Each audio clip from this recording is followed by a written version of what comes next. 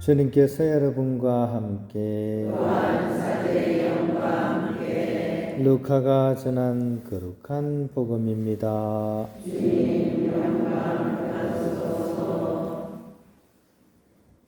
그때 예수님께서 제자들에게 말씀하셨다. 나는 세상에 불을 지르러 왔다. 그 불이 이미 타올랐으면 얼마나 좋으랴. 내가 받아야 하는 세례가 있다. 이 일이 다 이루어질 때까지 내가 얼마나 짓눌릴 것인가? 나는 세상에 평화를 주러 왔다고 생각하느냐? 아니다. 내가 너희에게 말한다. 오히려 분열을 일으키러 왔다. 이제부터는 한 집안의 5 식구가 서로 갈라져 세 사람이 2 사람에게 맞서고 2 사람이 3 사람에게 맞설 것이다. 아버지가 아들에게, 아들이 아버지에게, 어머니가 딸에게, 딸이 어머니에게, 시어머니가 며느리에게, 며느리가 시어머니에게 맞서 갈라지게 될 것이다. 주님의 말씀입니다. 그리스도님 참여합니다. 평안을 빕니다. 수도원에 들어와서 이렇게 살다 보니까 우리 형제들의 그런 과거 이야기들을 이렇게 많이 듣게 됩니다. 그러면서 또 제가 처음 하지 못한 부분까지 이렇게 간접적으로 알게 되는 경우가 많습니다. 제 동기 형제 중에 한 명이 자기 여동생이랑 어린 시절에 그렇게도 많이 싸웠다 그래요. 그냥 싸운 게 아니라 엄청 그냥 그렇게, 저는 이해할 수가 없었죠. 왜냐하면 저는 막내니까 집에서 여동생하고 싸울 일이 없잖아요. 그죠? 그래서 나 같으면 여동생 있으면 참 잘해줄 텐데 머리도 따주고 그죠? 맛있는 것도 사주고 그죠? 참 잘해줄 것 같은데 실제는 또 안 그러려나 잘 모르겠어요. 그죠? 근데 어쨌거나 그렇게 싸우면서 또 정이 들고 또 성장해 나가는 것 같습니다. 그래서 지금은 그 형제가 얘기하기에 자기 그렇게 싸웠던 여동생이 지금 가족들 누구보다도 자기한테 잘해준다고 이렇게 얘기를 하더라고요. 그런 점에서 올바른 그런 지향이라면 우리가 싸우는 것이 꼭 나쁜 것은 아닌 것 같아요. 또 이렇게 싸우면서 또 성장해가고 그죠? 단련되어가고 그런 부분들이 없지 않아 있는 거죠.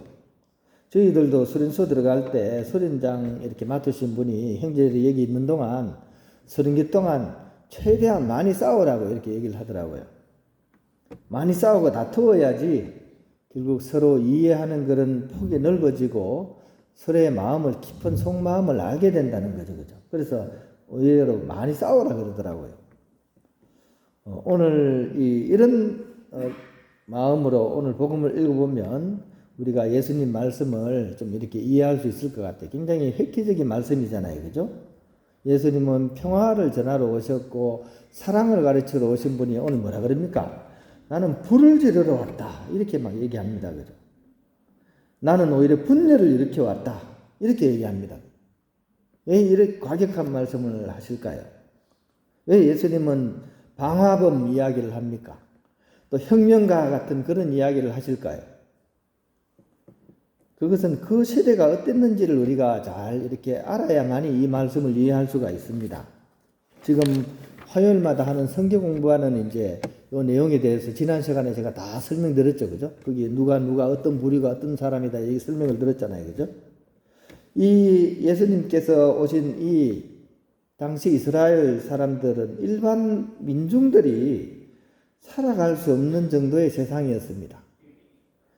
안 그래도 로마라는 세계 강대국의 그런 식민지 살이를 하고 있었고 그런 상황 하에서 율법학자나 바리사이나 사두가이나 기득권자들이 어떻게 보면 자신들의 안위와 이익만을 추구해 가기 위해서 백성들을 막 수탈하던 그런 시기였습니다.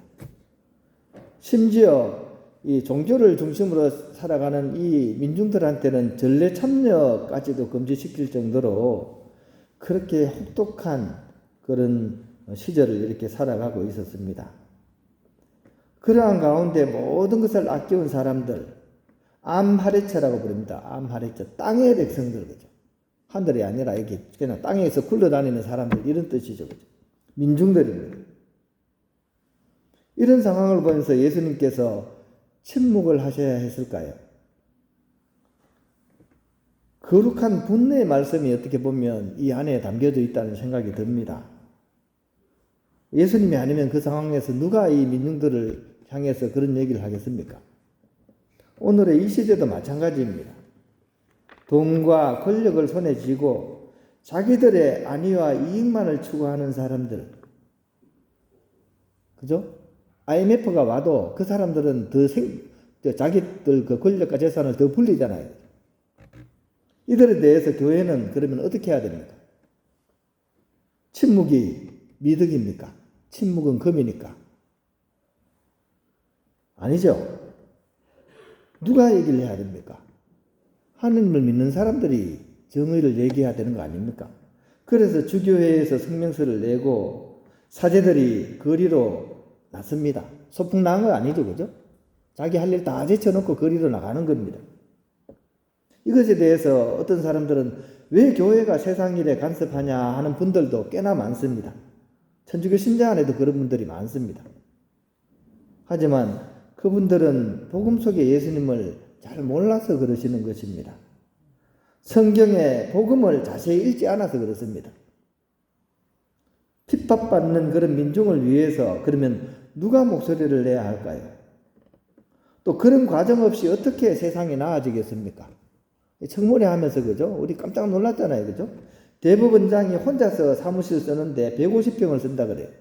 혼자서. 그죠? 한 평이 어느 정도 됩니까? 그죠? 3m 넘잖아요, 그죠? 이게 150평을 혼자서 씁니다. 집이 없어가지고 고시원에서 수많은 사람들이 거기서 사는 거 아시죠? 고시원에 고시생들이 사는 거 아닙니다? 집 없는 사람들이 싸니까 거기서 사는 거예요. 그런 사람들이 부지기수입니다. 근데 대법원장 혼자서 150평을 쓰고, 그죠? 그런 현실을 보면서 어떻게 교회가 침묵을 해야 됩니까?